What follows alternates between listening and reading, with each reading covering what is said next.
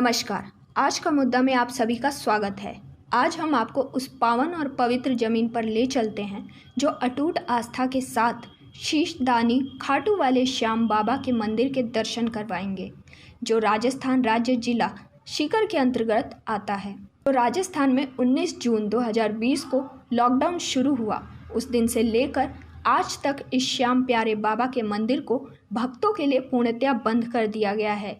देखिए हमारी यह खास पड़ताल रिपोर्ट, जहां श्याम बाबा के भक्त 900 किलोमीटर दूर से पैदल चलकर यहां दर्शन के लिए पहुंचते हैं। वहीं मंदिर के अंदर प्रवेश न होने के कारण उनका मनोबल टूट जाता है। जब हमने पड़ताल की तो पाया कि लॉकडाउन के दौरान मंदिर के जिम्मेदार पदाधिकारियों द्वारा उस कानून की धज्जियां उड़ाते हुए, या यूं कहें कि कुछ सुविधा शुल्क लेकर मंदिर के पिछले प्रवेश द्वार से श्याम प्यारों को अंदर मंदिर में दर्शन करने के लिए पहुंचा दिया गया, जिसका वीडियो सोशल मीडिया पर जमकर वायरल हो रहा है और राजस्थान हाई कोर्ट ने इसका संज्ञान भी लिया है। इसी वायरल वीडियो को देखकर तमाम श्याम प्रेमी भक्त खाटू वाले श्याम बाबा के दर्शन करने यहाँ पहुँचते हैं, और जब उनको दर्शन करने से वंचित होकर वापस लौटना पड़ता है तो उनके मन में एक बड़ी निराशा पनपती है। तो फिर यूं कहें कि श्याम बाबा के ट्रस्ट पदाधिकारियों की मिली भगत से सुविधा शुल्क लेकर श्याम भक्तों को मंदिर में प्रवेश करा दिया जाता है। यदि सुविधा शुल्क किसी श्याम भक्तों की क्षमता से ज़्यादा होता है तो वह श्याम प्रेमी वापस चला जाता है।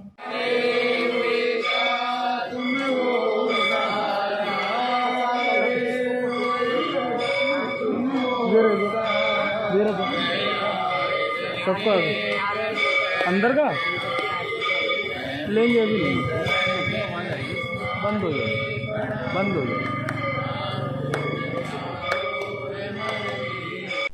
बिल्कुल बाबा की आरती का समापन हो चुका है और यहाँ ये शिव भक्त हैं। आप यहाँ कहाँ से आए हैं? पटौदी से, गुड़गांव से। गुड़गांव से। तो आपको पता था मंदिर खुला हुआ है? नहीं। फिर आप क्यों आए आज? इसलिए आए कि वहाँ से हम 3 दिन तैयार होते होते रोज का, कल भी परसों भी। आप कहाँ से आए हो? हम गुड़गांव हरियाणा से आए हैं। गुड़गांव हरियाणा से। आप कहाँ से आए हो? गुड़गांव से। गुड़गांव से आए हैं। यहाँ कुछ महिलाएं भी, हम इनसे भी जानना चाहेंगे। आप क्या यहीं रहती हैं? यहीं रहती हैं, हाँ। तो आपकी तो बड़ी श्रद्धा होगी, बाबा से बड़ा लगाव होगा। हाँ। कहते हैं बिना श्याम के स्नान के, बिना श्याम बाबा की आरती के दिया जलाने के बाद ही घर में सब कुछ होता है। क्या ये सच है? सही है। तो आज बाबा के दर्शन नहीं हो रहे हैं तो आपको कैसा लग रहा है? हमको अच्छा नहीं लग रहा है। अच्छा नहीं लग रहा है? नहीं लग रहा है। तो आप प्रशासन से क्या कहना चाहेंगे? बाबा का मंदिर कब खुले? अब वो तो जब बाबा की मर्जी होगी जब ही खुलेगा। हम तो चाहते हैं कि आज ही खुल जाए, ऐसी भावना पब्लिक को। यहाँ पर भी कुछ महिलाएं हैं, बाबा का भजन गा रही हैं। तो आप खाटू में रहती हैं क्या? खाटू में ही रहते हैं हम तो बाबा के दर्शन नहीं हो रहे तो आपको कैसा लग रहा है? बाबा का दर्शन नहीं लगा, अच्छा नहीं लग रहा। अच्छा नहीं लग रहा है। आपको कैसा लग रहा है? अच्छा नहीं लग रहा। बाबा के दर्शन नहीं हो रहे, आपको कैसा लग रहा है? बहुत बढ़िया लग रहा है। फिर भी अच्छा लग रहा है। देखो कितनी लगन है इनमें। बाबा के दर्शन नहीं हो रहे हैं फिर भी अच्छा लग रहा है। और हैं, आप क्या खाटू में रहती हैं? हाँ, खाटू में रहते हैं। तो आप क्या प्रतिदिन यहाँ बैठ के बाबा के दर्शन करते हैं? यही करते हैं भजन बाबा। बाबा के दर्शन ना होने से आपको कैसा लगता है? ऐसे तो बाबा के सामने आते तो मन खुश हो जाता है, लेकिन दर्शन तो दर्शन ही होते। बाबा के दर्शन ना होने पर अच्छा नहीं लगता, लेकिन भावनाओं में यह भी है कि बाबा के दर्शन ना होने पर भी अच्छा लगता है, क्योंकि बाबा में आस्था है, अटूट विश्वास है। बाबा के नाम से सुबह घर में एक दीपक जलाया जाता है, विधि विधान से बाबा की पूजा होती है। उसके बाद खाटू श्याम नगरी की परिजन अपनी दिनचर्या और अपने जल ग्रहण की व्यवस्था करते हैं। यहाँ पर और जानना चाहेंगे बाबा की और क्या दिनचर्या होती है। सुबह प्रातः काल में महिलाएं बाबा को कैसे स्मरण करती हैं? घर में नहा धो के पूजा करती है, बाबा की दीपक जलाती है। और बाबा का भोग कैसे घर में लगाया जाता है? मंदिर पे? घर पे ही लगाया जाता है, मंदिर तो बंद है तो किस चीज से भोग लगाते हो बाबा का? जो घर पे बनाते हैं वो प्रसाद लगाते हैं। बिल्कुल आस्था के अनुरूप जो घर में बनता है उसी से बाबा का भोग लगाया जाता है, क्योंकि बाबा भी उस परिवार का एक सदस्य है। आपको दिखाएंगे यहाँ लगातार बाबा के श्याम प्यारे लगातार हजारों सैकड़ों किलोमीटर दूर से दूसरे राज्यों से यहाँ पहुँच रहे हैं। क्या उनको यह पता नहीं है कि मंदिर में प्रवेश, मंदिर में बाबा के दर्शन बिल्कुल बंद हैं।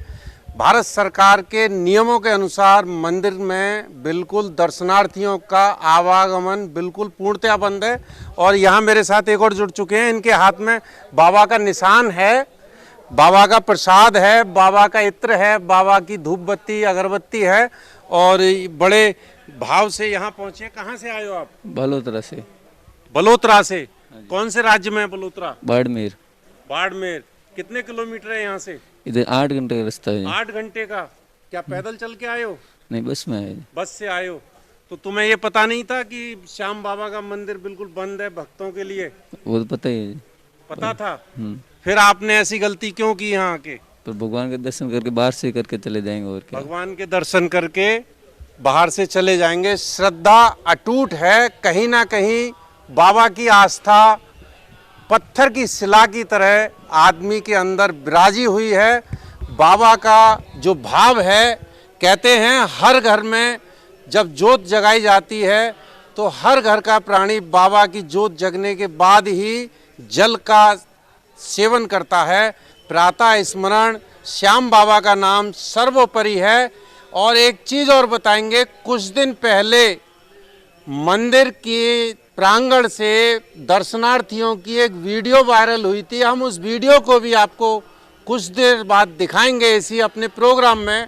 उसी वीडियो को देखकर यहाँ तमाम हजारों किलोमीटर दूर से श्याम प्यारे, बाबा के प्यारे, शीश के दानी के प्यारे खाटू श्याम जी के दरबार यहाँ अपनी भावनाओं को श्रद्धा से यहाँ पहुँच रहे हैं और अपने मन की श्रद्धा भाव से बाबा के दरबार में हाजिरी लगाने पहुँच रहे हैं। चूँकि वो वीडियो इन भक्तों ने देखी है, हमने भी वो वीडियो देखी, उसी वीडियो के चलते हम यहाँ जीरो ग्राउंड से श्याम बाबा के दरबार की पड़ताल करने यहाँ पहुँचे हैं और तमाम हम उन लोगों से बात कराई, हमने आपको सुनवाया है।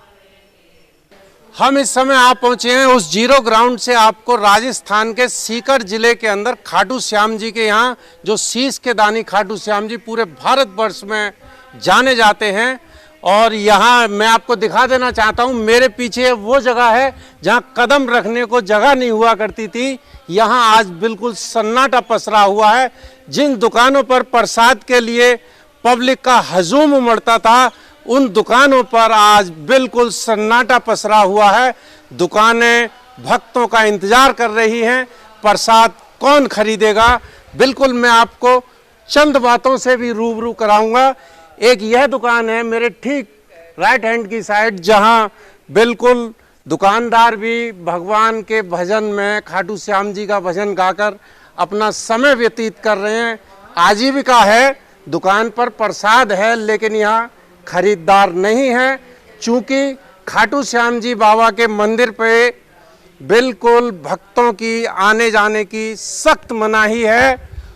19 मार्च को मंदिर पूर्णतया बंद कर दिया गया था, क्योंकि राजस्थान में 19 मार्च को लॉकडाउन शुरू हुआ था और उत्तर प्रदेश में लॉकडाउन 22 मार्च को शुरू हुआ था। ठीक मेरे इस तरफ मैं आपको दिखा देना चाहता हूँ, खाटू श्याम जी, खाटू बाबा का, शीश के दानी का यह वह मंदिर है जहाँ लाखों भक्त प्रतिदिन मंदिर पे मन्नत मांगने आते हैं, दर्शन करने आते हैं। और यह ठीक वही जगह है जहां आज बिल्कुल सन्नाटा पसरा हुआ है। सुबह को 5 बजे पहली आरती होती है बाबा के दरबार की, उसके बाद ठीक 7 बजे आरती होती है और 7 बजे का ही समय चंद पलों से दूर है, 7 बजने वाले हैं। मंदिर में दूसरी आरती का प्रारंभ भी होने वाला है और मंदिर में सिर्फ पुजारियों के लिए जाने की अनुमति है। एक चीज़ और बता देना चाहूँगा, जो सुरक्षा गार्ड यहाँ लगी हुई है मंदिर की प्रशासन की तरफ से, मंदिर सेवा समिति की तरफ से यहाँ सुरक्षा गार्ड तैनात हैं। हमने लाख मिन्नतें की, उन्होंने इस रस्सी के अंदर जाने के लिए बिल्कुल मना कर दिया। मजबूरन हम यहाँ खड़े होकर आपको कुछ चीज़ें रूबरू भी कराएंगे और यहाँ हमारे साथ कुछ लोग मौजूद हैं जो हम उनसे जानना चाहेंगे कि यहाँ आखिर क्या क्या चाक चौबंद व्यवस्था है। आप कहाँ रहते हैं?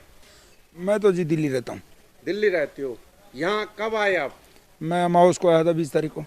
20 तारीख 19 की रात को। 19 की रात को। तो यहाँ क्या है, मंदिर कब से बंद है? ये मार्च से ही बंद है जी। कितने मार्च से? 19 मार्च से। 19 मार्च से।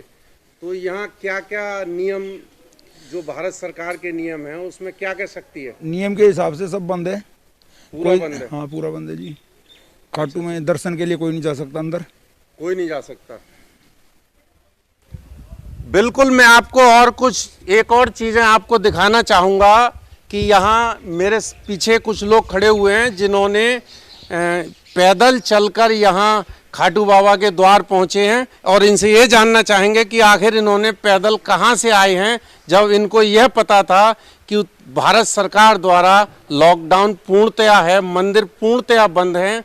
तो आप यहाँ तक कहाँ से आए हैं? मैं मध्य प्रदेश के खरगोन जिले से हूँ और यहाँ तक की दूरी मैंने 900 किलोमीटर पैदल, हम तीनों लोगों ने पैदल चलकर यात्रा तय की है। क्या आप तीनों लोग मध्य प्रदेश से ही आए हैं? हाँ। एक ही परिवार के हैं? हम लोग अलग अलग परिवार से हैं और एक ही डिस्ट्रिक्ट से हैं, खरगोन डिस्ट्रिक्ट से। और हम लोगों ने 900 किलोमीटर पद यात्रा चालू की। और 900 किलोमीटर की जो आपने बाबा के लिए यात्रा की है, क्या ये कितने समय में यात्रा की है? हम लोग 1 जुलाई को निकले थे और आज 23वें दिन हम कल शाम को यहाँ पर पहुँचे थे। और आज हमने बाबा का निशान यहाँ पर बाहरी अर्पण किया है, बाबा को चढ़ाया है। और यहाँ पर 1 जुलाई को लगभग सभी मंदिर खुल गए थे, उसके बावजूद यहाँ पे मंदिर किसी कारणवश नहीं खुलने के कारण हम लोगों ने आज निशान बाहरी बाबा को चढ़ाकर बाहर से ही दर्शन किए हैं। ये 3 लोग हैं, मध्य प्रदेश से एक ही जगह से आए हैं और इनका यह कहना है कि लॉकडाउन में हमने 1 जुलाई को 900 किलोमीटर की पैदल यात्रा करके इनके पैरों में भी छाले पड़े हुए हैं, स्वेलिन है काफ़ी ज़्यादा, और 900 किलोमीटर का सफ़र पैदल करके बाबा खाटू श्याम के दरबार आके कोई कम नहीं है, बड़ा हिम्मत का काम है, भक्ति भाव का काम है। और एक चीज़ और बता देना चाहूँगा, शीश के दानी लखदातार खाटू श्याम जी बाबा की भक्ति अटूट भक्ति है। लोग रींगस से, भक्त बाबा के रींगस से पैदल यात्रा करके निशान कंधे पे रख के लगभग 18 किलोमीटर की दूरी करके यहाँ बाबा के द्वार पहुँचते हैं और अपनी मन्नत मांगते हैं। बाबा के दर जो आता है वो मुराद पूरी करके जाता है। मुकेश गुप्ता, खाटू श्याम, सीकर, राजस्थान। दिल्ली 163 किलोमीटर दूर उत्तर प्रदेश के जनपद अलीगढ़ अंतर्गत बेशवा नगर पंचायत, जिसका पहले नाम विश्वामित्रपुरी था और बाद में बेशवा हो गया। कहते हैं कि महर्षि विश्वामित्र, जो भगवान श्री राम लक्ष्मण के गुरु थे, उन्होंने किसी विश्वामित्रपुरी यानी बेशवा में तप किया था, जब उक्त के दौरान एक उन्होंने बड़ा यज्ञ किया। यज्ञ से जुड़ी कुछ तमाम बातों से हम आपको रूबरू कराएंगे। और यहीं पर जब महर्षि विश्वामित्र यज्ञ करते थे तो तारकासुर नाम की राक्षसी उस यज्ञ में विघ्न डाला करती थी। उससे मुक्ति पाने के लिए महर्षि विश्वामित्र श्री राम और लक्ष्मण को यहाँ लेकर आए और उस तारकासुर नामक राक्षसी का यहीं वध कर दिया गया। और एक सबसे बड़ी जानकारी हम आपको यह भी बताएंगे कि यहाँ पर बाबा भोलेनाथ का एक प्राचीन मंदिर है, जिसे 12 द्वारी के नाम से पुकारा जाता है। इस मंदिर के 12 द्वार बने हुए हैं और यहाँ पर उसी प्राचीन समय की बाबा भोलेनाथ की उपस्थिति शिवलिंग के रूप में विराजमान है। यहाँ की एक और चीज इसी आस्था से जुड़ी हुई है। कहते हैं कि जो यह प्राचीन शिवलिंग यहाँ है, वह प्राचीन शिवलिंग हजारों साल पुराना खुले आसमान के नीचे विराजमान है। आज तक किसी को यह नहीं पता कि यह शिवलिंग कितने वर्ष पुराना है। इस शिवलिंग की यहाँ के निवासियों के अनुसार कुछ कथा भी है जो बताते हैं कि शिवलिंग कितने फीट जमीन के अंदर है, यह किसी को नहीं पता। साथ ही यह भी आस्था से जुड़ा हुआ है कि अगर कोई मन्नत मांगने यहाँ आता है तो प्रतिदिन एक निर्धारित समय पर यहाँ दीप जलाया जाता है। नित्य प्रतिदिन एक उसकी मनोकामना पूर्ण होती है। आइए हम आपको हर चीज़ से, हर इस पौराणिक कथा से रूबरू कराते हैं हमारी एक खास रिपोर्ट से। पौराणिक इतिहास है और हमारे साथ यहाँ से एक व्यक्ति जुड़ चुके हैं और इनसे जानना चाहेंगे। आपका नाम क्या है? राम सत प्रकाश राठी, लिपिक, नगर पंचायत बेसवा। अजय, कौन सी जगह है ये? सर नगर पंचायत बेसवा विश्वामित्रपुरी के नाम से प्रसिद्ध है। बेसवा कौन से जनपद में आता है उत्तर प्रदेश के? जिला अलीगढ़ में आता है। जिला अलीगढ़ उत्तर प्रदेश के अंतर्गत बेसवा नगर पंचायत आती है और इस नगर पंचायत के ही चंद कदमों पर एक पुलिस चौकी है और उससे कुछ ही दूरी पर भगवान विश्वामित्र की ये उनकी ये एक तपोस्थली है। और यहाँ का जो भी इतिहास है हम सोनू आपसे जानना चाहेंगे कि इसके बारे में कुछ बताएं।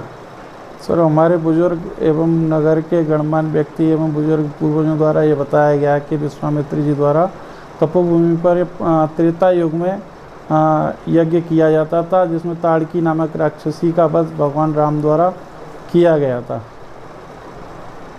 और यहाँ पर ये जो तपोस्थली बनी हुई है जिसमें ये तालाब बना हुआ है, ये क्या उस समय का है या ये बाद में विकसित किया गया है? इसका क्या इतिहास है? ये जब इसे तालाब बना हुआ है, पहले इसमें यज्ञ हुआ करता था, विश्वनाथ जी यज्ञ किया करते थे और आज इसमें धरणीधर सरोवर के नाम से प्रसिद्ध है। और यहाँ की क्या मुख्य बिंदु हैं जो यहाँ देखने आते हैं लोग, यहाँ जो इस भावनाओं से जुड़े हुए हैं?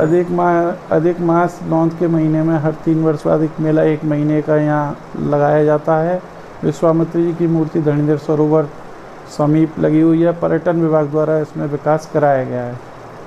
उत्तर प्रदेश पर्यटन विभाग द्वारा यहाँ इस धार्मिक स्थल का विकास कराया गया है और जब ये लौंद का महीना आता है तो यहाँ पर एक वार्षिक उत्सव के रूप में एक बड़ा विहंगम मेला लगता है। उस मेले में क्या शासन प्रशासन की कंट्रोलिंग होती है या कुछ नगर पंचायत की तरफ से? नगर पंचायत शासन प्रशासन द्वारा पूरा सहयोग किया जाता है। स्थली बेसवा जनपद अलीगढ़ उत्तर प्रदेश की हम बहुत ही अहम जगह आपको आज उस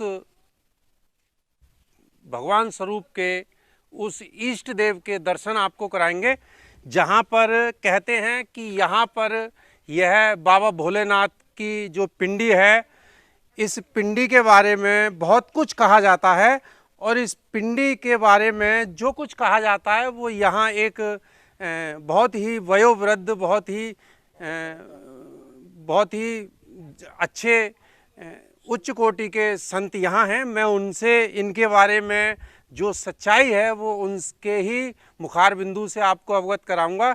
और यह पिंडी जो कहते हैं कि यह बाबा भोलेनाथ की पिंडी है, ना तो इसके बारे में किसी को ये पता है कि ये पिंडी कितनी पुरानी है, ना यह पता है कि इस पिंडी की भूतल में कहाँ तक गहराई है। और यह भी कहा जाता है कि इस बाबा भोलेनाथ की शिवलिंग पिंडी के अगर कोई मनोकामना सिद्धि के अनुरूप अगर कोई पूजा अर्चना करने आता है, समय के हिसाब से आता है, समय बोलें तो जैसे प्रातःकाल अगर कोई 5 बजे आकर बाबा भोलेनाथ की प्रतिदिन पूजा अर्चना करे तो वह संभव नहीं हो पाती, ऐसा कुछ कहा जाता है। समय की वचनबद्धता के साथ यही पिंडी वो है जिसकी कोई पूजा अर्चना नहीं कर सकता। लेकिन यह बिल्कुल सत्यता है कि जिसने यहाँ मनोकामना सिद्धि के लिए इस पिंडी की पूजा अर्चना की, उसके मनोकामना निश्चित रूप से सिद्ध हुई है। और यहाँ पर बहुत ही पुराने संत हैं और मैं उनसे उन्हीं के मुखार बिंदु से आपको अभी रूबरू कराऊंगा कि इस पिंडी के बारे में इसकी सच्चाई क्या है। और यहाँ तपोस्थली महर्षि विश्वामित्र जी की जो तपोस्थली है उसके बारे में भी मैं यहीं से महाराज जी से पूछते हैं। महाराज जी आपको चरण वंदन। महाराज जी आपका नाम क्या है? मेरा नाम भरतदास। महाराज जी आप कितने वर्ष से यहाँ इस तपोस्थली पर हैं? वो है करीब 100 हमारे 75 साल। 75 वर्ष। महाराज जी की निश्चित आप देख रहे होंगे, दर्शन मात्र से अवस्था बहुत है। संतों की अवस्था के बारे में कुछ नहीं कहा जा सकता और पूछना भी सबसे बड़ा एक माना अशुभता मानी जाती है। संतों की कभी अवस्था नहीं पूछी जाती क्योंकि भगवान स्वरूप होते हैं, उनकी भगवान में अपनी विलीनता रहती है और वो भगवान के ही अस्तित्व से जुड़कर यहाँ बैठते हैं। बहुत ही कम भोजन करते हैं और ज़्यादातर भगवान की आस्था में लीन रहते हैं और इनसे जानेंगे। महाराज जी हमें ये बताइए, यह जो पिंडी है बाबा भोलेनाथ की लगभग कितने वर्ष पुरानी होगी और इसकी पूजा अर्चना का क्या प्रावधान है? पिंडी तो मैंने तो सब शुरू संभाली और जब से मैं आया और जब से ऐसे ही देखा और इसका कोई पता नहीं है कौन समझते हो जागू। तो कोई नित्य प्रति श्रद्धा भाव से और इनकी शरण में लगे तो सारे काम बन जाते हैं उसके। जो हमने स्थानीय निवासियों से सुना है कि जैसे कोई सुबह 5 बजे आकर प्रतिदिन पूजा करना चाहे तो नहीं हो पाती है।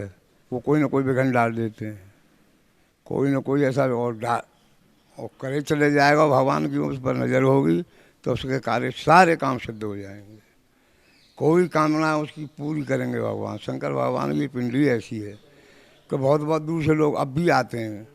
हमारे हाथरस से, अलीगढ़, मथुरा, वृंदावन से भी आते हैं यहाँ पे और इनकी पूजा करते हैं लोग। और न मालूम कौन सा है कि हमको तो कोई पता नहीं है।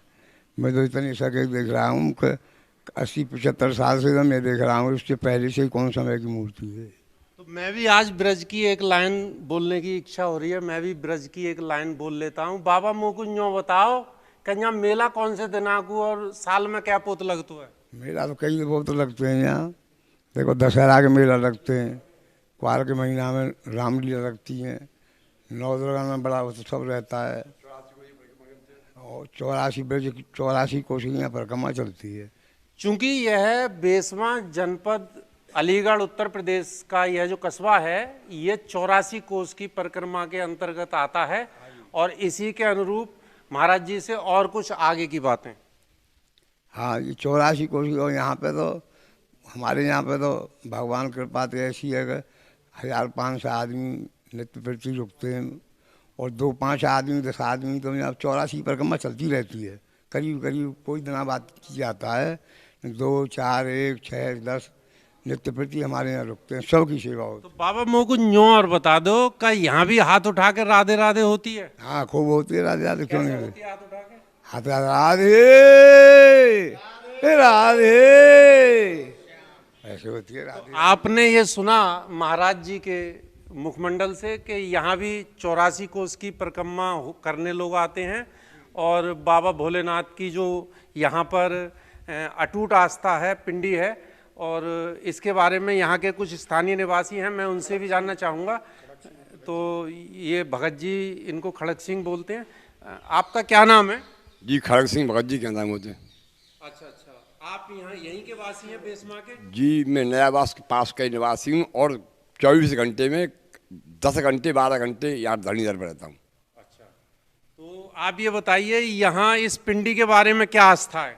कौन सी पिंडी के बारे में? बाबा भोलेनाथ की जो पिंडी है। बाबा भोलेनाथ की पिंडी यहाँ विशेष मान्यता है। 1 महीना लगातार कोई दीपक जला दे इस पे, उसकी 100% मनोकामना पूरी होगी, ये ऐसा दावा है यहाँ का। बाबा भोलेनाथ की जो पिंडी है यहाँ एक दीप जलाकर अनुष्ठान जिसे कहेंगे, दीप जलाया जाए प्रतिदिन एक समय वचनबद्धता के अनुसार 1 माह तक 30 दिन तक उसका कोई भी कार्य होता है निष्पक्ष रूप से सत्य होता है। और मेरे पीछे ये मंदिर है और इस मंदिर में भी बहुत ही भगवान श्री राम का, प्रभु श्री राम का यह मंदिर है और यहाँ पर मैं आपको यह मंदिर दिखाता हूँ। ये भगवान श्री राम का मंदिर है और इस मंदिर में भी हजारों की तादाद में लोग यहाँ मन्नत मांगने आते हैं। बहुत पुराना मंदिर है ये। कितना पुराना मंदिर है? जी करीब 1000 वर्ष पुराना मंदिर है। इसका सन 2000 में नव निर्माण हुआ है। हमें जाके नीम में एक पत्थर मिलो, उस पत्थर पर संवत 1052 लिखा हुआ मिला था। ये नागा महात्माओं का बना हुआ मंदिर है और जभी की ये मूर्ति है। मैं यहाँ पर बैठ जाता हूँ और बैठकर इन्हीं से कुछ बातें पूछता हूँ कि यहाँ पर और ऐसी क्या चीज़ है। यहाँ विश्वामित्र जी की यज्ञ भई गई, जबकि घी के पतनाले आज तक रखे यहाँ, जो विश्वामित्र जी की गढ़ी गई। भगवान श्री राम लक्ष्मण का जो मंदिर है, इस मंदिर में जो पुरातत्व विभाग की जो चीजें हैं वो क्या निकला था खुदाई के दौरान?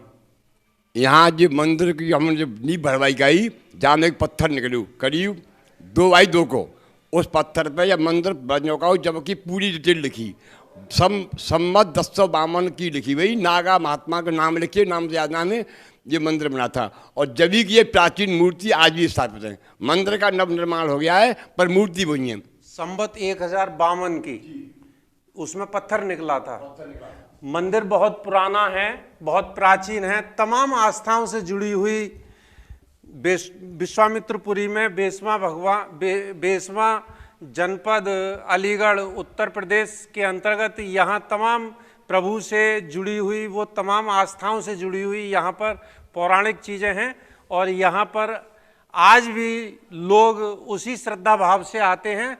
और यहाँ कुछ और लोग बुजुर्ग जैसे चौपाल जैसी लगाए बैठे हुए हैं। और आओ हम उन्हीं से कुछ चंद बातें पूछ लेते हैं कि यहाँ इस विश्वामित्र नगरी से जुड़ी हुई क्या क्या चीज़ें हैं, इन्हीं से पूछते हैं। आपका क्या नाम है महाराज जी? देवेंद्र मीना। अच्छा, यहाँ के बारे में क्या पौराणिक चीज़ें हैं इसमें विश्वामित्रपुरी में? जो सुना है, सुनने में जो आ रहा है वो ये है कि यहाँ विश्वामित्र जी ने यज्ञ किया था त्रेता में। त्रेता युग में ताड़केश्वर वध क्या यही हुआ था? ताड़केश्वर यहाँ से 2-2.5 किलोमीटर आगे गांव माकरोल में पड़ता है वो। अच्छा जी। और ये विश्वामित्र जी का वो है यज्ञ कुंडली, तपोस्थली। आप यहाँ के बारे में क्या कहेंगे? सब टॉप मामला यहाँ को। और यहाँ की कुछ ऐसी चीज़ें हैं जिनके बारे में मैं अभी चंद ही पलों में आपको बताऊंगा। कहते हैं कि जब किसी समय ताड़का का वध भी इसी बेसवा में किया गया था और यहाँ पर ताड़का का वध हुआ था। और यहाँ पर कुछ एक पौराणिक कथाएं हैं, कहानियाँ हैं, जो यहाँ के कुछ जानकार हैं, मैं उनसे भी अभी आपको रूबरू कराऊंगा। और यहाँ के बारे में मैं आपको एक चीज़ बता दूं, मेरे ठीक पीछे ये बाबा भोलेनाथ का कैलाश मंदिर है और ये बहुत ही पुराना, सदियों पुराना मंदिर है और इसको 12 द्वारी मंदिर के नाम से जाना जाता है। और इस मंदिर के 12 द्वार हैं और इस मंदिर के अंदर आज भी वह बाबा भोलेनाथ की पिंडी विराजमान है, जहाँ पर भगवान महर्षि विश्वामित्र जी ने यहाँ पर बाबा भोलेनाथ की इस पिंडी की स्थापना की और उनकी पूजा भी की थी। ये बड़ा सिद्ध मंदिर है। यहाँ पर कहते हैं यहाँ के स्थानीय निवासियों के अनुसार कि जो इस मंदिर से मन्नत मांगता है उसकी मन्नत निश्चित ही पूरी होती है। और मैं ये दिखा देना चाहता हूँ, यह बरगद का पेड़ भी है और ये हज़ारों साल पुराना बरगद का पेड़ है।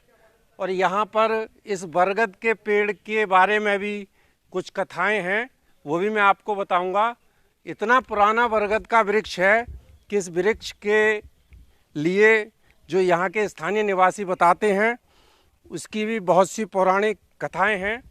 और मैं एक चीज़ और दिखा देना चाहता हूँ, यह जिस सरोवर को आप देख रहे हैं मेरे ठीक पीछे, यह जो सरोवर है, यह सरोवर तो एक बाद में बना है, लेकिन यह एक यज्ञशाला थी। इस यज्ञशाला में, जिसमें पानी भरा हुआ है, पहले ये यज्ञशाला थी। इस यज्ञशाला में 5 कुएं बने हुए हैं और बीच में यज्ञशाला है, जहां विश्वामित्र जी प्रतिदिन यज्ञ किया करते थे। और इस यज्ञशाला से भी जुड़ी हुई बहुत ही रहस्यमयी एक पौराणिक कथा है, सत्यता है, जो हमारे हिंदुत्व के इतिहास में भी आती है। और मैं आपको एक और बड़ी चीज़ दिखाता हूँ, अभी रूबरू करा दूँ, बाद में सभी आपको विस्तृत से बताऊँगा। ये महर्षि विश्वामित्र जी का प्राचीन यज्ञ घृत पतनाला, यानी कि यह वो पतनाला है। इस पतनाले में महर्षि विश्वामित्र यज्ञ में घी छोड़ते थे। भारत में 2 ही पतनाले रखे हुए हैं, एक मथुरा में पुरातत्व विभाग के पास रखा हुआ है म्यूजियम में, और दूसरा यहाँ पर है जो बेसवा जनपद अलीगढ़ उत्तर प्रदेश के अंतर्गत है। मेरे साथ यहाँ के स्थानीय निवासी जुड़ रहे हैं, मैं उनसे आपको अभी बात भी कराऊंगा अलग अलग चीज़ों पर कि कौन सी चीज़ किस समय की और उसकी क्या पौराणिक कथा है। क्या नाम है आपका? मेरा नाम विपिन कुमार बंसल उर्फ गुलशन है। ये जो बारेद्वारी का जो मंदिर है जी, इसके बारे में बताइए। ये सैकड़ों साल पुराना बना हुआ है। ये हाथरस के एक सेठ जी ने बनवाया था। जब उनकी मन्नतें पूरी हो गई थी, उसी खुशी में ये बनवाया गया था। इसी प्रकार आप ये यहाँ पर पाठशाला का भवन देख रहे हैं। यहाँ पर रानी बरेली की दुनका रानी थी, उनके पुत्र रत्न की प्राप्ति हुई थी, और पुत्र रत्न की प्राप्ति होने के बाद ये आश्रम बनवाया था। श्री शंकरानंद जी महाराज ने उनको आशीर्वाद दिया और पुत्र रत्न की प्राप्ति हुई थी। जब ये बना, एक बार यहाँ पर बहुत बड़ा यज्ञ हो रहा था और पुआ सेके जा रहे थे। रात में घी खत्म हो गया था कढ़ाई में। महाराज जी से बोले, भक्त बोले कि भाई महाराज जी कढ़ाई में घी खत्म हो गया है, अब हम क्या करें। उन्होंने कहा कोई बात नहीं है, दुकानें बंद हैं, आप सरोवर में जाइएगा और वहाँ से 4 कनस्तर जल लेके कढ़ाई में छोड़ दीजिएगा। तो उन्होंने 4 कनस्तर यहाँ से कढ़ाई में ले जाकर जल छोड़ दिया और वो घी बन गया और पुए सिकने लगे। सुबह जब दुकान खुल गई, 4 कनस्तर घी बाजार से लाके सरोवर में छुड़वा दिया गया। दूसरी बात यह है, यहाँ श्री मर्यादा पुरुषोत्तम राम और श्री लक्ष्मण जी महर्षि विश्वामित्र जी को यहाँ पर घूमते घूमते एक ऐसा यज्ञ करना चाहते थे जिससे विश्व का कल्याण हो, विश्व को शांति प्राप्त हो। उन्होंने ऐसा ही इस जगह को चुना और यहाँ पर एक महायज्ञ किया था सरोवर में, और उस यज्ञ से हमारे पूरे विश्व को शांति मिलती है, कल्याण हुआ है विश्व का। इसीलिए इसे विश्व का नाभि केंद्र भी कहा जाता है। जिस प्रकार हमारे शरीर में बीच नाभि होती है टूड़ी, इसमें तेल लगाने से पूरे शरीर को स्फूर्ति मिलती है, उसी प्रकार यहाँ पर यज्ञ करने से पूरे विश्व को शांति प्राप्त होती है। ये विश्व का नाभि केंद्र भी माना जाता है। यहाँ पर कहते हैं ताड़केश्वर वध हुआ था जी, उसके बारे में कोई संक्षिप्त में विवरण है? इसमें कुछ पत्रिकाओं में, कुछ ग्रंथों में लेखा जोखा है। ताड़ का वध इसी क्षेत्र में करीब 50-100 मील दूर इसी क्षेत्र में हुआ है ताड़ का वध। अरे यहाँ से एक और चीज जुड़ी हुई है, मैं आपसे जानना चाहूँगा। यहाँ पर ये जो बरगद का पेड़ है, इस बरगद के पेड़ के बारे में भी कुछ कहा जाता है। ये बरगद का पेड़ सैकड़ों वर्ष पुराना है और इस बरगद के बारे में कुछ जानकारियां हैं जो मुझे नहीं मालूम है।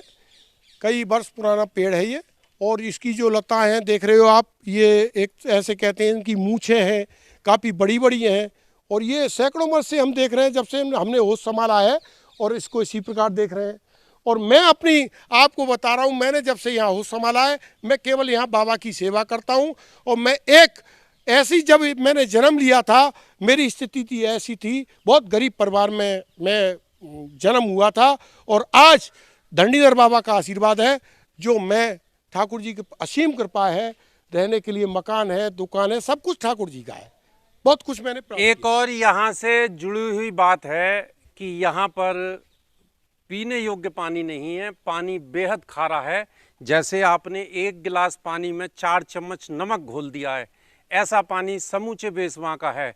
लेकिन यहाँ जहाँ हम खड़े हैं तपोस्थली पे, पूरा बेसवा जो कस्बा है यहीं से पानी पीने के लिए ले जाता है। ऐसी भी एक कथा है, मैं अभी इन्हीं से पूछूंगा इसके बारे में क्या है, कितने दिन से पानी खारा है यहाँ का? ये पानी भी हम जब से हमने वो संभाला है, बेसमा का पानी खारी है। और लेकिन यहाँ पर जब से धरणीधर सरोवर किनारे जितने भी नल हैं, जितने भी कुएं हैं, ये महर्षि विश्वामित्र जी की कृपा है जो यहाँ पर पूरा पानी इस क्षेत्र का पूरा मीठा है, बिल्कुल आरओ जैसा पानी है। इसलिए बेसमा के और पास के गांव के सभी क्षेत्रवासी यहाँ से पीने के लिए जल ले जाते हैं। विश्वामित्रपुरी, जिसे बेसमा जनपद अलीगढ़ उत्तर प्रदेश का ये कस्बा है, और यहाँ पर आसपास का लगभग 6 किलोमीटर का जो एरिया है, जहाँ जिस तपोस्थली पर हम खड़े हैं, इसके 6 किलोमीटर के एरिया में तमाम नलों का पानी, हर जमीन के हर कदम का पानी खारा है। लेकिन इस तपोस्थली में जितने भी हैंडपंप लगे हुए हैं, जितने भी आसपास जो भी ट्यूबवेल लगे हुए हैं, सभी का पानी मीठा है। आसपास की जनता यहीं से पीने का पानी एकत्रित करके अपने घर ले जाती है। और एक चीज़ और बताऊंगा, इस तपोस्थली में, इस यज्ञ कुंड में जहां आप ये जल देख रहे हैं, ये जल तो एक बाद का रूप है। इससे पहले ये यज्ञ कुंड था और इस यज्ञ कुंड की भी बहुत बड़ी मान्यता है। साल में अनेक मेले लगते हैं, लेकिन जिस साल लीप ईयर होती है, उस लीप ईयर में, जिसे बढ़ा हुआ महीना बोलते हैं, अधिक मास बोलते हैं, उस अधिक मास में यहाँ पर एक बड़ा मेला होता है और इस मेले में हजारों की संख्या में यहाँ श्रद्धालु पहुँचते हैं। शासन प्रशासन इसकी देखभाल करता है और भारतीय पर्यटन विभाग के अंतर्गत यह तपोस्थली आती है। और यहाँ और क्या खास चीज़ें हैं, तमाम पुरानी चीज़ें बनी हुई हैं, उनके बारे में और क्या है? अभी आपने जैसे बताया था, अधिक मास का महीना आता है। वास्तव में यह सैकड़ों नहीं हजारों की संख्या में तीर्थयात्री सुबह से लेकर शाम तक परिक्रमा करते हैं, दंडौती करते हैं और पैदल परिक्रमा करते हैं। सुबह से शाम तक काफ़ी भीड़ रहती है। यहाँ पर पूरा पुलिस प्रशासन का सहयोग रहता है और तरह तरह की मान्यता लोग वाग यहाँ पर मानते हैं।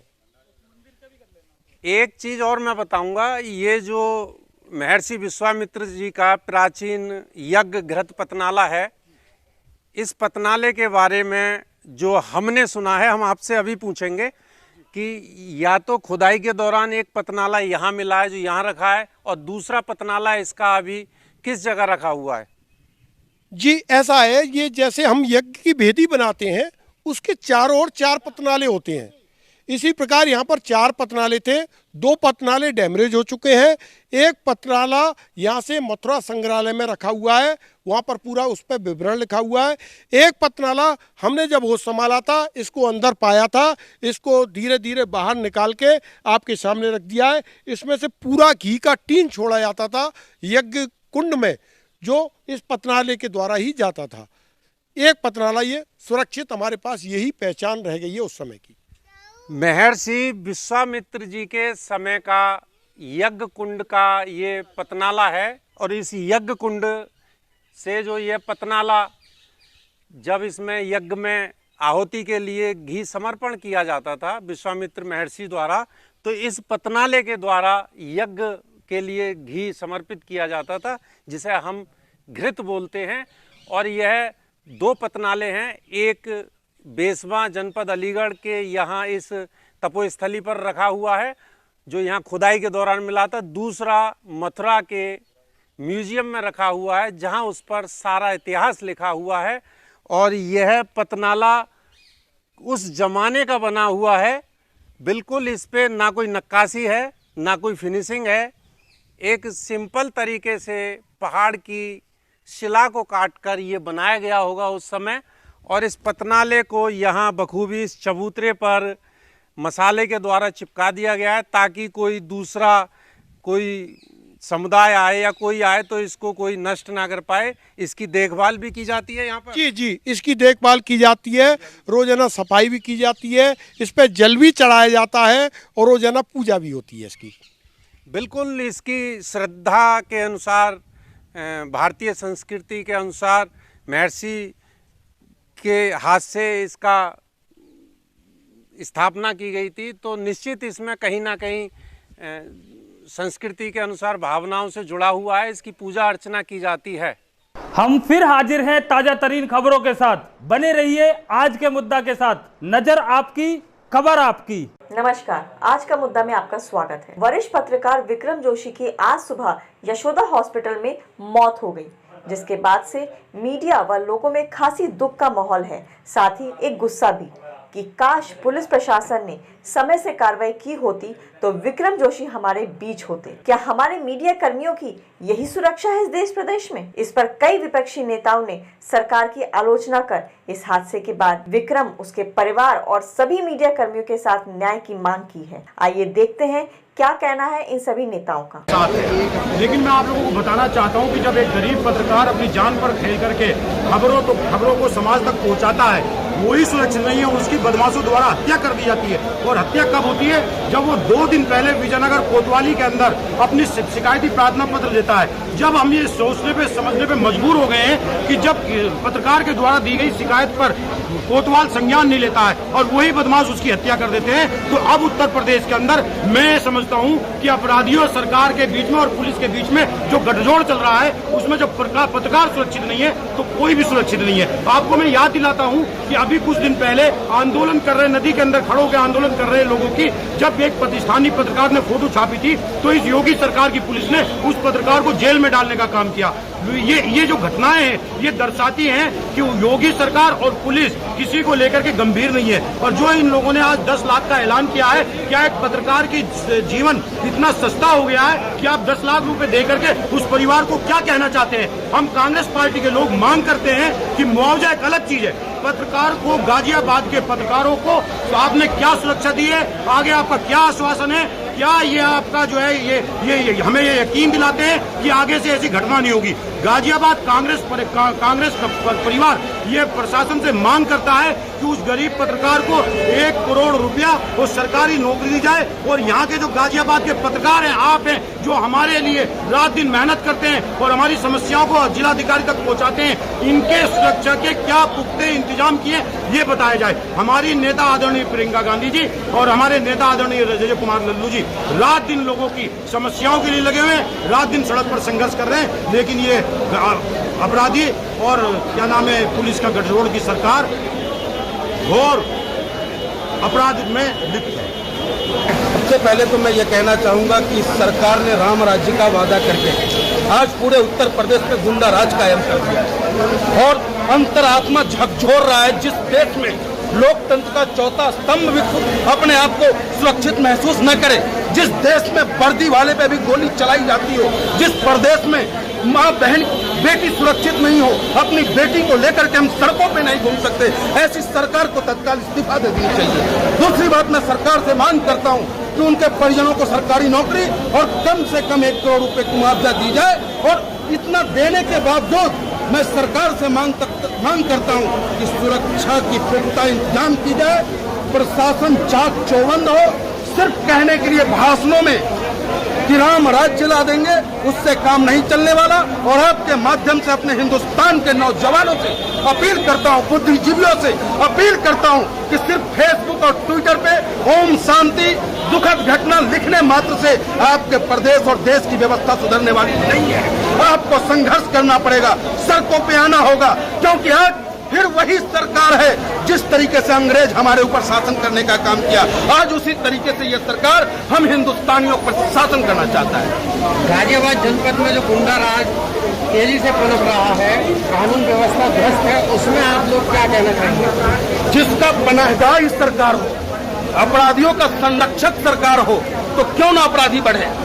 क्यों न बढ़े वो अपराधी जिसका संरक्षक सरकार हो? यहाँ का प्रशासन, एक गरीब आदमी अगर अपना FIR लिखवाने जाता है, उसका मोबाइल चोरी हो जाए, उसके लिए 10 दिन चक्कर काटना पड़ता है। और एक बाहुबली झूठा मुकदमा दर्ज कराकर किसी गरीब का जमीन कब्जा करने का काम करता है। तो इस शासन और प्रशासन से कोई उम्मीद नहीं है। हम सभी बुद्धिजीवियों को सड़कों पे आना होगा, तब जाकर के इस सरकार की नींद खुलेगी, क्योंकि हम वंशज हैं भगत सिंह के, हम वंशज हैं चंद्रशेखर आजाद के। बहरों को सुनाने के लिए धमाके की जरूरत होती है, और इस लोकतंत्र में धमाका जो होगा वो सड़कों पे संघर्ष करके इनको सिखाना पड़ेगा। अब हमसे जुड़ चुकी हैं महिला प्रकोष्ठ की पूर्व जिला अध्यक्ष समाजवादी पार्टी की और महिला आयोग की प्रदेश सदस्य राजदेवी चौधरी जी। तो राजदेवी चौधरी जैसा भी हमारे पत्रकार को बदमाशों ने गोली मारी, तो उसकी जो कानून व्यवस्था आज चौपट हो चुकी है उत्तर प्रदेश में। तो हमारे जो पत्रकार है उसकी हत्या पर आप क्या कहना चाहेंगे? देखिए, बहुत ही गलत हुआ है और इससे तो ये लगता है कि कोई अपनी आवाज़ नहीं उठा सकता। पत्रकार भाई हमारे एक दूसरे के दुख दर्द को जनता को बताने का काम करते हैं, जहाँ गलत होता है वहाँ पहुँचने का काम करते हैं। जब ऐसे ही लोग सुरक्षित नहीं है तो कौन सुरक्षित रहेगा? जब 16 तारीख को उन्होंने एक एप्लीकेशन दी थी और उन्होंने कहा था कि मेरी फैमिली को छेड़ रहे हैं, तो क्या एसएसपी का काम नहीं बनता था इसमें कार्रवाई करने का? उन्होंने कार्रवाई नहीं की, उस एप्लीकेशन को सस्ते बस्ते में डाल दिया। तो आप इससे लगा लीजिए अंदाजा हुई है। तो मैं समझती हूँ पुलिस पूरी तरह नाकारा है। पुलिस का काम सिर्फ ये है कि जो जाते रहते रोड पे उनसे पैसे लेना और जनता से ठगाई करना, बाकी हत्या से उनका कोई मतलब नहीं। हमारा बड़ा मन दुख रहा है, हमारे पत्रकार भाई की हत्या हुई है। और मैं आपसे बताना चाहती हूँ, हमारे राष्ट्रीय अध्यक्ष माननीय अखिलेश यादव जी ने अगर कह दिया, आदेश दे दिया, तो समाजवादी पार्टी की महिला सभा और समाजवादी पार्टी सड़कों पर उतरने का काम करेगी और पत्रकार भाई की जो हत्या हुई है उनको हत्यारों को फांसी दिलवाने का काम करेगी। धन्यवाद। ठगी के तार देश की राजधानी के साथ साथ प्रदेश की राजधानी लखनऊ से जुड़े हैं, जिसकी बानगी उत्तर प्रदेश के जनपद हापुड़ में देखने को मिली। आपको बता दें, जिले के पिलखुआ के रहने वाले एक व्यक्ति से 30 लाख रुपए की ठगी हुई, जिसकी पीड़ित ने मामले की जानकारी स्थानीय पुलिस को दी। पुलिस मामले की जांच कर रही थी। उसके सामने कुछ चौंकाने वाले मामले सामने आए, जिसमें विदेशी व स्थानीय लोगों का एक गैंग के सदस्य जो भोले भाले लोगों को महंगे गिफ्ट देकर उनके साथ ठगी करते हैं। जिसके बाद पुलिस ने मामले की जांच और गहराई से करने लगी तो ठगी गैंग के तार देश की राजधानी दिल्ली के साथ साथ प्रदेश की राजधानी लखनऊ से जुड़े होने के सबूत मिले। जिसके बाद पुलिस ने नाइजीरियन के साथ लखनऊ के गोमती नगर थाना क्षेत्र में रहने वाले प्रशांत को गिरफ्तार कर लिया, जिनसे पूछताछ में कई चौंकाने वाले खुलासे सामने आए हैं। गैंग के सदस्य गरीब लोगों से दोस्ती, उन्हें महंगे महंगे गिफ्ट देकर उनके बैंक अकाउंट की जानकारी लेते थे, ये कहकर कि उनका बाहर से पैसा आना है, और ठगी का पैसा आने पर उन्हें भी 10 से 15 हजार रुपए भी देते थे। ये मामला काफी लंबे समय से चल रहा था। फिलहाल पुलिस ने उनके पास से 5 मोबाइल फोन, 5 ATM कार्ड, कई बैंक की पासबुक बरामद कर पुलिस ठगी गैंग के शिकार हुए लोगों को तलाश करने एवं मामले की अग्रिमी जांच में जुटी। कौन से पकड़ाया कि उसमें वीजा थी, कितने दिन से रह रहा था और उससे क्या क्या बरामद हुआ, इसके बारे में थोड़ा बताओ। ये पूरा एक केस वर्क आउट हुआ है। ये एक ठगी का केस है, जिसमें पिलखुआ के एक व्यक्ति से लगभग 30 लाख रुपए ठगी की गई थी। इसमें पहले किसी ने मित्र बन करके उससे गिफ्ट के नाम पे पैसे डलवाए, 30 लाख के आसपास उनके निकाल लिए गए रुपए। उसमें जो मुख्य अभियुक्त है वो प्रशांत, ये लखनऊ का रहने वाला है, और एक नाइजीरियन जो कि फिलहाल दिल्ली में रह रहा है और इसका वैसे नाइजीरिया में रहता है। ये 2 लोग गिरफ्तार किए गए हैं। इन दोनों से पूछताछ में हम लोगों को अलग अलग 3 बैंक के ब्रांचेज मिले हैं। बैंक के ब्रांचेज में से हम लोग 3.5 लाख रुपए लगभग सीज किया है हमने, 3,18,000 रुपये, और कैश भी इनसे बरामद हुआ है लगभग 1,12,000, जो कुल 4,30,000 रुपये की बरामदगी फिलहाल अभी तक हम लोग कर चुके हैं। हम लोग और कोशिश कर रहे हैं, इसमें और भी नाइजीरियन लोग इन्वॉल्व हैं और इंडियंस भी हैं। अलग अलग लेवल्स पे हम लोगों को दिखे हैं, लगभग 2-3 इंडियंस और हैं, तो उन पर गहनता से हमें जांच करनी पड़ेगी। ये गैंग बहुत बड़ा है, ये रैकेट बहुत बड़ा है। ये लोग प्रमुखतः ये जो नाइजीरियन लोग हैं ये दिल्ली में वास करते हैं। इनका जो हम लोगों ने अभी तक पता किया, जो इनके गैंग के मेंबर्स हैं 5-6 लोगों का, उनका प्रमुख पेशा ही यही है। वो बड़ी संख्या में लोगों को ठगते हैं और ठगी करते हैं। तो हम लोग इस पर भी काम करेंगे, उन बाकी लोगों को भी गिरफ्तार करने की कोशिश करेंगे। जहाँ तक इनके पासपोर्ट और वीज़ा का सवाल है, तो पहले ये टूरिस्ट वीज़ा पे आए थे और फिर यहाँ पे शायद ओवरस्टे किए हैं, क्योंकि हम लोग इसकी अभी एग्जैक्ट स्थिति आपको बताने की स्थिति में नहीं है, क्योंकि हमारे पास अभी इनका वीज़ा हमने रिकवर नहीं किया है। वो रिकवर करेंगे तो एग्जैक्ट डिटेल्स आपको हम डाइवर्ज कर पाएंगे, वो डिटेल्स हम जल्दी डाइवर्ज कर देंगे। फिलहाल अभी हम लोग इन्हें जेल भेज रहे हैं और आगे कार्रवाई हम लोग विवेचना ओपन रखेंगे। इसमें और भी हमें सूत्र और पात्र मिलने की उम्मीद है। सर ये लखनऊ वाले, इसका क्या नाम है? इसका नाम प्रशांत है। ये सब हम लोगों ने जो भी पहला व्यक्ति ठगा गया था उसके थ्रू हम लोग पहुंचे हैं, कैसे कैसे फोन कॉल और क्या क्या आए थे। ये पूरा रैकेट वहीं से ओरिजिनेट होकर यहाँ से आया है। और ये प्रशांत मुख्यतः ये लोग अकाउंट्स प्रोवाइड करवाते हैं। जो इंडियंस का रोल इसमें ये है, इंडियंस इसमें अकाउंट्स प्रोवाइड करवाते हैं। अकाउंट्स ऐसे प्रोवाइड करवाते हैं, किसी एक व्यक्ति का अकाउंट ये मांगते हैं कि आप हमें अकाउंट दो, किसी गरीब व्यक्ति का, किसी अनपढ़ व्यक्ति का, कि हमारा कुछ पैसा आने वाला है घर परिवार से, तो आप हमें दिलवा दो। हम जो है इसमें अपना पैसा मंगवा के हम आपको इसके एवज में पैसे भी देंगे। बेसिकली किराए पे इनका अकाउंट नंबर ले लेते हैं और अगर उन्होंने 15,000 या 10,000 रुपया वादा किया तो 10-15,000 जो भी वादा पूरा भी करते हैं। तो ये घरों में जाते हैं सर मिलने के लिए, लोगों से बात करने के लिए? नॉर्मल जैसे कि कांटेक्ट में कोई व्यक्ति आया। मामला है नोएडा के सेक्टर 115 सोरखा गांव में स्थित अर्श कन्या गुरुकुल का, जो कि पिछले 10 वर्षों से संचालित है। नोएडा से जिस बड़ी घटना का जिक्र सामने आया है वो ऐसी है कि छोटे से ट्वीट पर कि कन्या गुरुकुल पर पहले बेटी रेप करने के बाद उसकी हत्या का आरोप लगा, जबकि आर्ष कन्या गुरुकुल के प्रबंधन का कहना है कि छात्रा ने रात्रि लगभग 10 बजे के बाद नीचे क्लासरूम में आकर पंखे से लटक कर आत्महत्या कर ली। उसके पास से एक सुसाइड नोट भी मिला है। कन्या गुरुकुल के प्रबंधन द्वारा मित्रता छात्रा के परिजनों को इस घटना की जानकारी दी गई। आर्ष कन्या गुरुकुल ने पुलिस को सूचना दिए बगैर ही करा दिया था इस 14 वर्षीय मृतक छात्रा का अंतिम संस्कार। छोटे से ट्वीट पर कार्रवाई करने वाली नोएडा पुलिस अर्श कन्या गुरुकुल मामले में अब अलर्ट हो गई है। रोती बिलखती मां की वीडियो देखकर नोएडा पुलिस अब आ गई है हरकत में और इस पे जल्द से जल्द कार्रवाई करने पे जुटी है। मेरा नाम सोनिया है, ये मेरी बड़ी बेटी है सपना और मेरे 2 बच्चे और हैं। नोएडा सेक्टर गुरुकुल में पढ़ते थे 115 में। मेरी बेटी की वहाँ पे मारकर हत्या कर दी गई है। मेरे को अंदेशा है कि मेरी बेटी के साथ उस गुरुकुल में बहुत गलत हुआ है। गुरुकुल के बंदों ने मेरी बेटी के साथ दुष्कर्म किए हैं और उसको मारकर पंखे पे लटका दिया गया है। आपसे हाथ जोड़कर विनती है कि मेरी बच्ची की सहायता कीजिए, उसे न्याय दिलाइए। हमारे पास कोई पैसे नहीं है, ना वकीलों की फीस है, ना हमारी कहीं पर सुनाई हो रही। हमने हर जगह एप्लीकेशन लगा दी है, हमारी कहीं पर भी कोई सुनवाई नहीं हो रही है। आप तमाम पब्लिक से हमारे हाथ जोड़कर प्रार्थना है, आप अपने इस बेटी को न्याय दिलवाइए। इसके साथ बहुत गलत हुआ है। उस गुरुकुल में 200 लड़की और भी, उनके साथ भी हो सकता है। ये हमारी बच्ची को न्याय दिलवाइए, आपसे हाथ जोड़कर प्रार्थना है।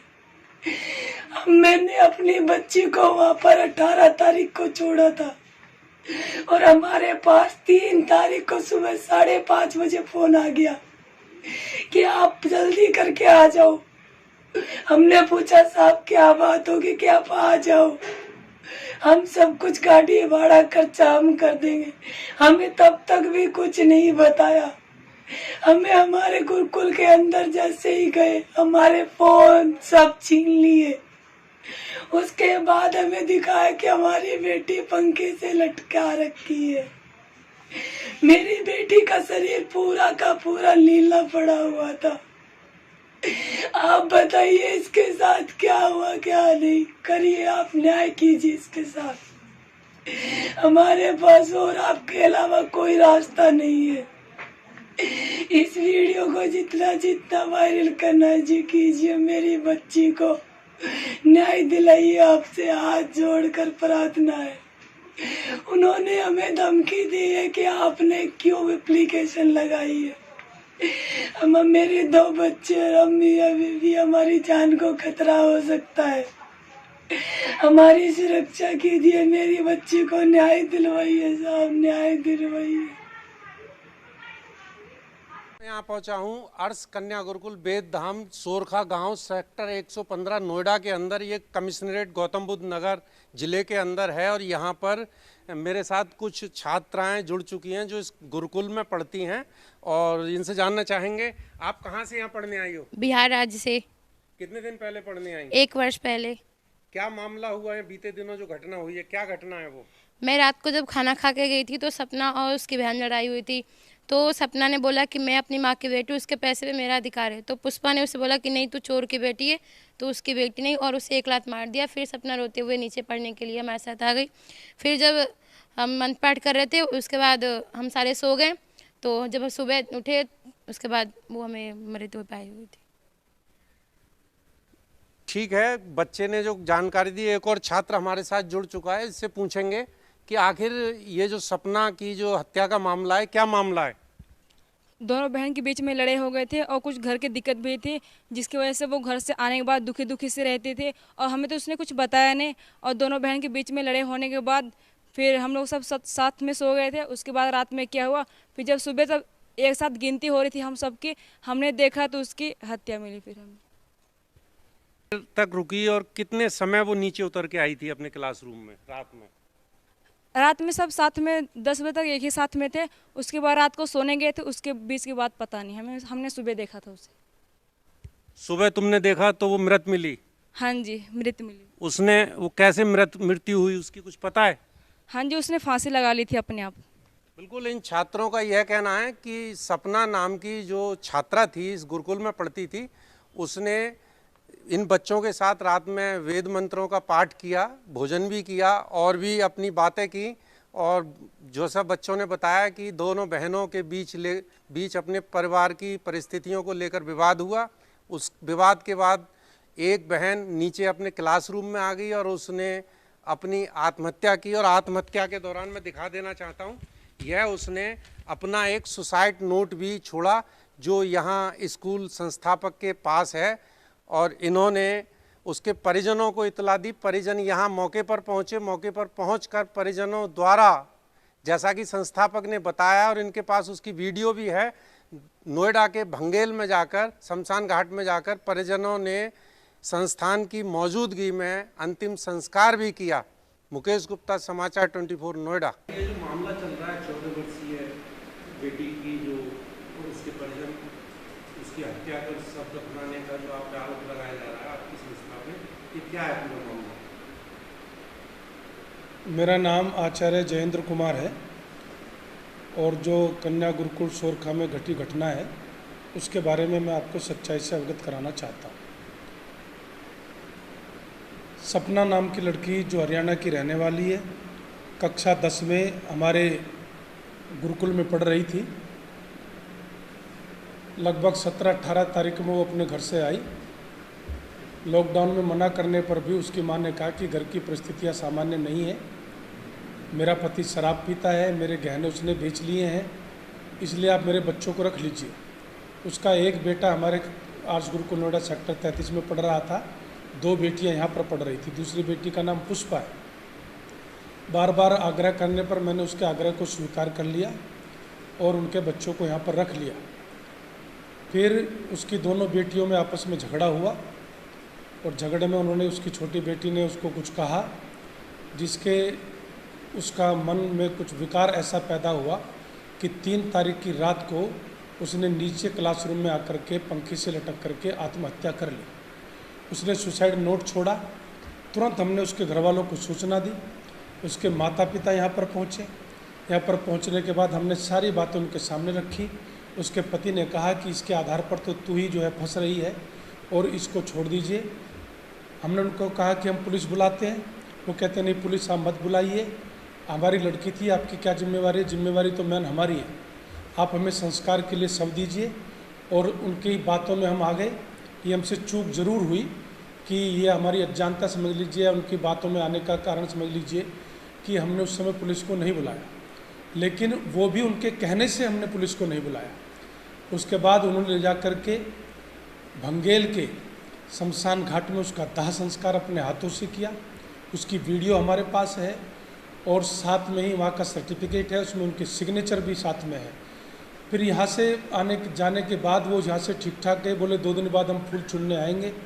उसके बाद उनके दिमाग में क्या आई, किसी ने उनको बहकाया भड़काया, संस्था पर झूठे अनर्गल आरोप लगा रहे हैं और ये कह रहे कि संस्था वालों ने हत्या कर दी और हमें ज़बरदस्ती बंधक बना लिया।